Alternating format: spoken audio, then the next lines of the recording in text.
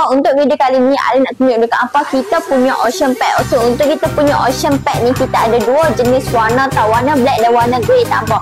So yang mana yang berminat dengan dua warna ni hampa boleh pilih dan hampa boleh grab sekarang tau. Okey, untuk kita punya saiz kita ada saiz 2 liter, 10 liter, 20 liter dan 30 liter tau. Okey, yang macam Ali tengah pegang sekarang ni ialah saiz 10 liter dan 30 liter tak apa. Okey, untuk kita punya material kita punya ocean pack ni ialah PVC tau. Okey, 100% waterproof. Okey, untuk pembelian 10 liter dan 20 liter hampa akan dapat satu strap sahaja tau. Tapi kalau hampa beli yang 30 liter, Ali akan bagi dekat hampa 2 strap.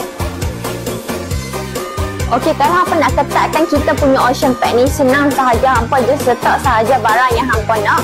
Dan hampa buat macam ni tau, macam itu balik hampa gulung sampai rasa ketat. Lepas tu hampa klip sahaja bahagian hujung ni dan hujung ni. Tada, dah siap. Okey, kalau nak adjust dia punya strap pula kan dekat bahagian sini tau, hampa just tarik sahaja macam mana yang hampa nak. Okey, dah siap. Okey, so hampa boleh pilih hampa nak saiz apa tau.